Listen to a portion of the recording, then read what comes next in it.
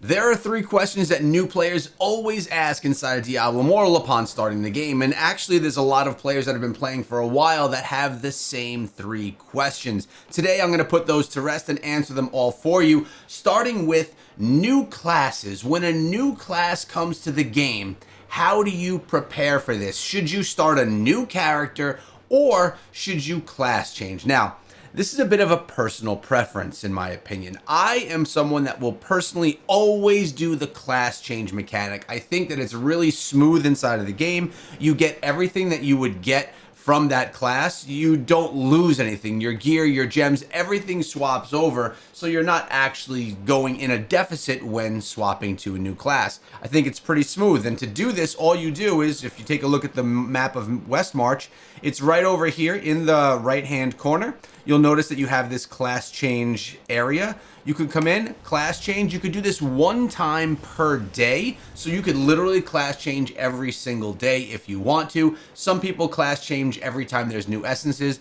And all you do is simply, I'm the barbarian right now. You would go to a class that you want to change to. You would click next, and it'll take you to the screen to switch over your account to that next class. And you can, as I said, do this every single day at no penalty to you. In my opinion, there's no reason to start new classes or new accounts, I should say, unless if you want to use that account to farm for your main account, but that's more end game related stuff, and that's something that you're probably not going to do, especially as a new player. I've been playing for 3 years. I still only have one account, have never started a second one. So my personal opinion is class change. There's no reason to have to do everything all over again every single time you're about to get a new class, or every single time you get tired of the class that you're playing and you want to play something else. Now, before I get into the next question that a lot of people have, I want to let you guys know that I'm going to be live today at 12:30 p.m. Eastern Time. I'm going to be doing some battlegrounds and then other things that need to get done inside of the game, and I hope that you guys can come join. That's 12:30.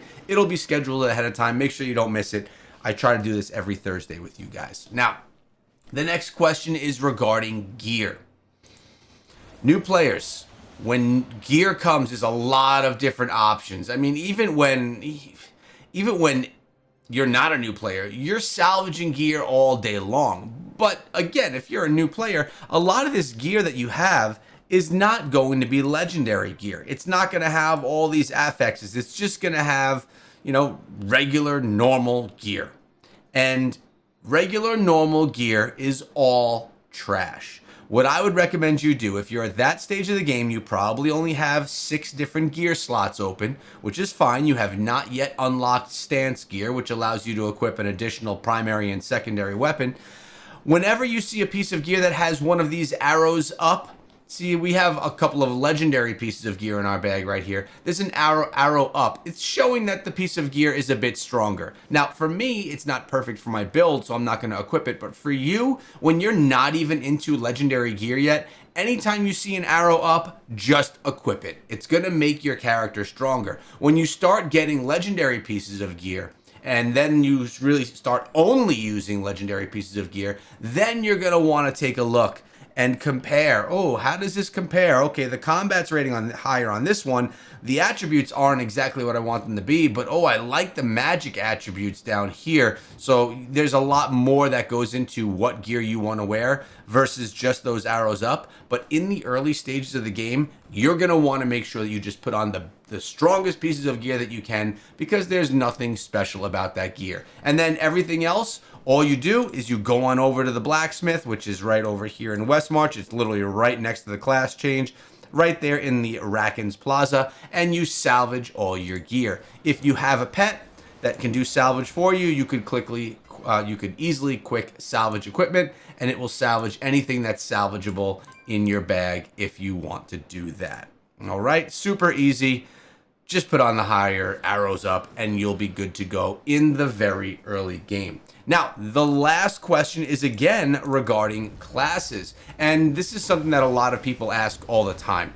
And that is, what's the best class for new players? Now, the answer to this is not a very specific one, but I'm going to try and break it down and make it as specific as I can for you. So, you have the Barbarian, a melee class, pretty tanky. The Wizard, a glass cannon from at range. Demon Hunter, another glass cannon, but has a little bit more mobility. You have the Monk, which is probably one of the weaker classes in the game right now, but it's another melee class, less tanky.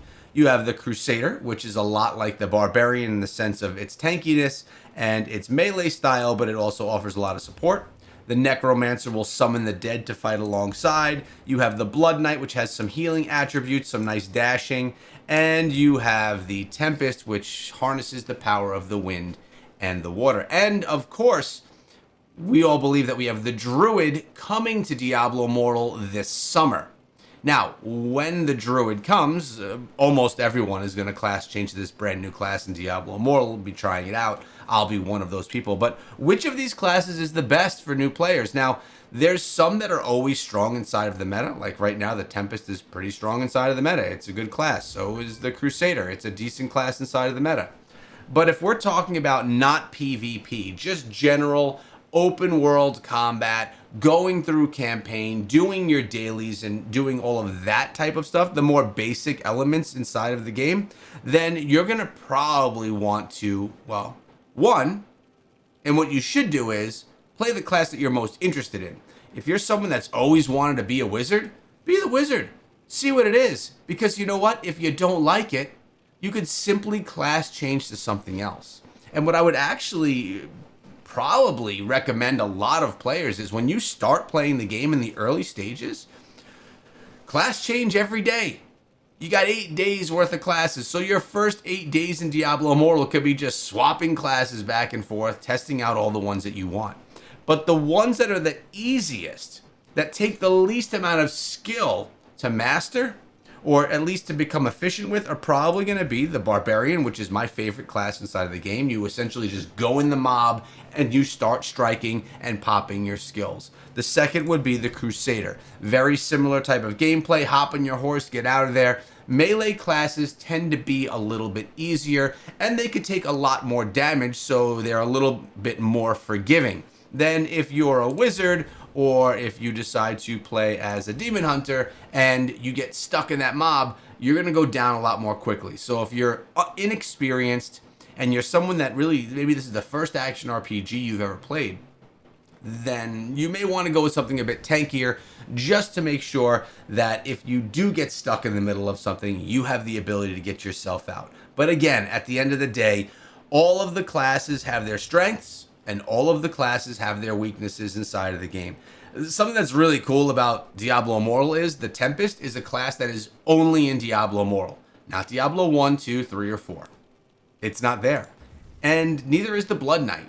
So these are two classes that if you are a Diablo player, if you've played before, you may want to test out these ones, because it's a class that you've never experienced before in any other Diablo game.